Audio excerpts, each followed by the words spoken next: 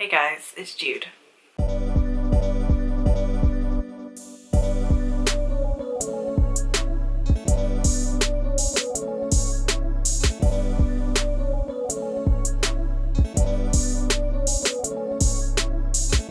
first off, welcome to my channel. Here I'm going to be hosting tech reviews, camera comparisons, and all sorts of phone-based fun stuff. So if you're interested, come along and give me a subscribe. Onto the video today. It's a bit of a weird one, but I want to start by talking about this phone. It's the phone I use day to day. It has been for a few years now, and it's one I've gotten to know quite well over time, the Pixel 3a. So the Pixel 3a was Pixel's first attempt at a mid-range phone, and at the time it was pretty well appreciated because of one main reason, and that is the camera on this bad boy. It's not much in terms of specs, but Pixel brought over the camera from the Pixel 3 mainline phones and gave it to this phone, meaning you are paying significantly less of the price, but getting the same camera performance that made Pixel famous. So the question for today's video is basically just one, and that is the Pixel 3a worth investing in 2021? I'm going to be doing it in a pros cons style, so I think it's just really easy to only focus on the cons when you're talking about an old phone, because I mean, they're a few years old, but there are a lot of good things about this phone. There are a lot of good things about a lot of old phones. I really want to just focus on the positives as much as the negatives, so pro cons.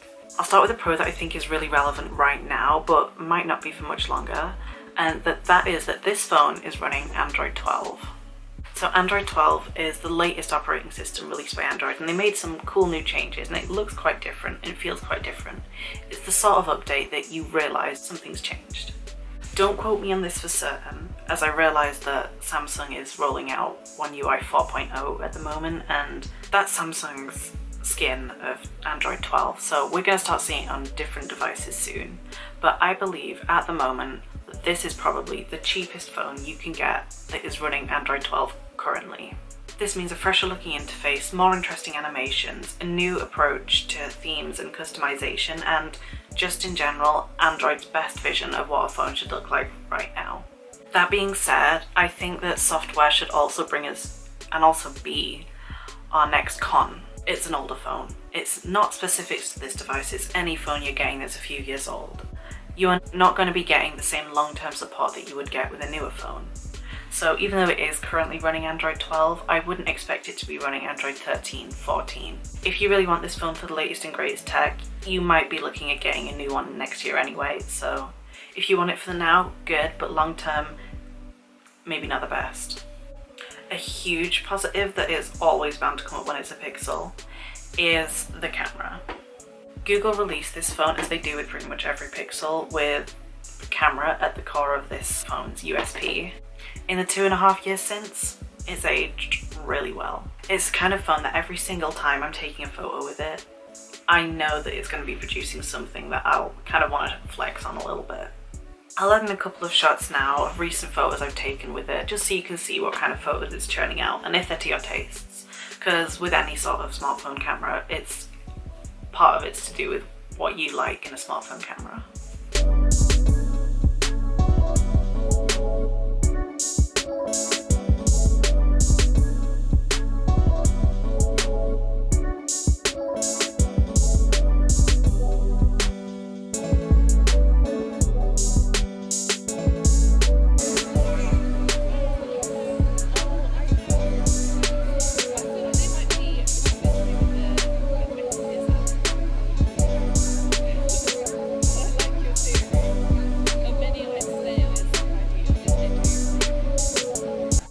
So even though Pixel's really strong focus on camera is a massive positive for this phone, it's also kind of a negative, because when you get a mid-range or a budget phone, when companies have to sort of focus on one thing they want to do amazingly, they have to then trim down other aspects to get it to the price point we want to pay.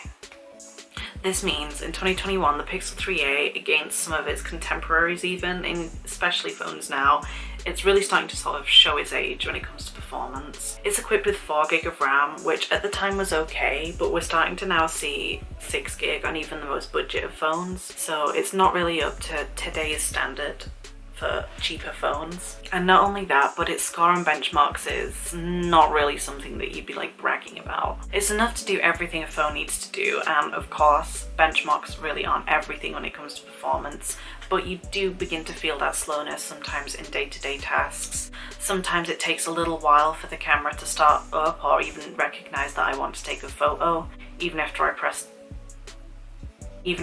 to take one, and that can get frustrating. It can occasionally fumble on the newest UI animations, and that makes the phone feel even sluggier in use, because it's just not optimized hardware-wise to the software it's supporting now. That being said though, if you're not expecting your graphics maxed out in games, it can get you through most things. It just might not look perfect while it's doing it. Speaking of looking perfect though, I want to talk about this phone's design. I'm not going to be so bold as to label this a pro or a con. I'm just going to stick it here in the middle just as a thing to think about, because when it comes to design, it's all personal preference. I can't tell you whether it looks good. You can see, you can decide. So for that reason, I'm just going to talk you through things that I think might make people like it, might put people off. For one, and it's a big one, it's an obvious one, this phone is plastic. I think personally that's great for durability and is looking pretty unscathed, and that's after 2 years of use, sometimes without a case, and with my track record. It also means that the phone is feather light in use, and it's one you can really just hold. It's easy in the hand, easy to slip into pockets, you don't need to worry about it at all. And that's also helped by the size of this thing. It's a small phone. It's the sort of phone that you can attempt one-handed, but that might have been made easier if they cut out these. For a long time, Google was really reluctant to get rid of bezels on the phones, even when other companies were doing it. So that kind of leaves phones like the Pixel 3a looking kind of dated. I mean, even when this phone first came out and I first bought it, reviewers were complaining about the bezels, so that's not gone away since then. That being said though, it doesn't really bother me that much, and when you're actually using it day to day, they're not that noticeable.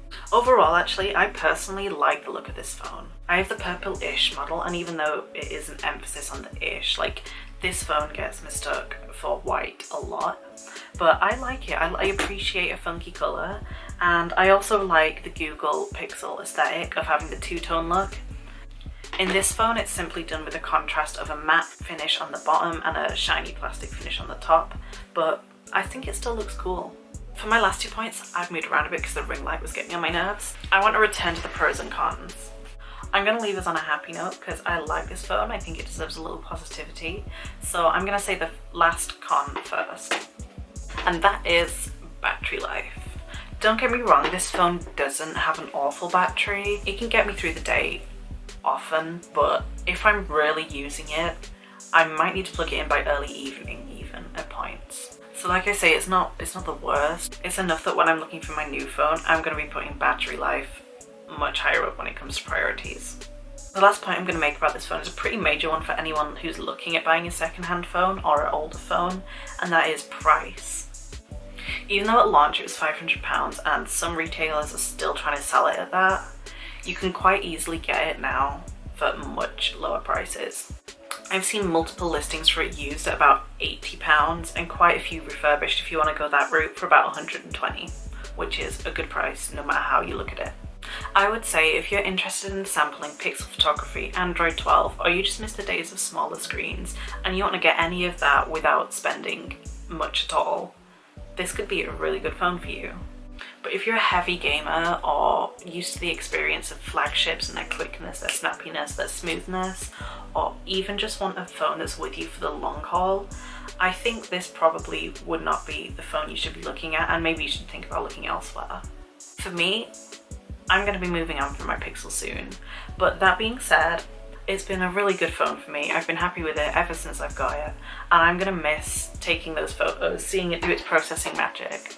I really was super excited when this phone came out, being able to get that Pixel experience without spending money on a flagship, but now I'm a bit more willing to stretch my budget a bit, and I have slightly different priorities when it comes to a phone, and the Pixel's starting to show its age for me.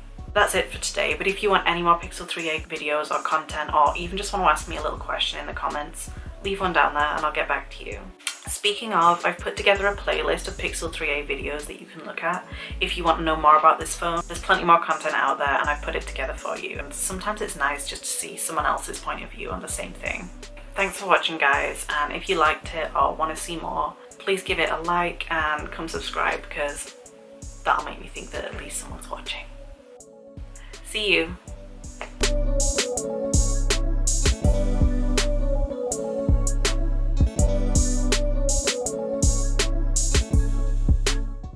If you're wanting to really invest in this, if this has made you think, yeah, those prawns, slug your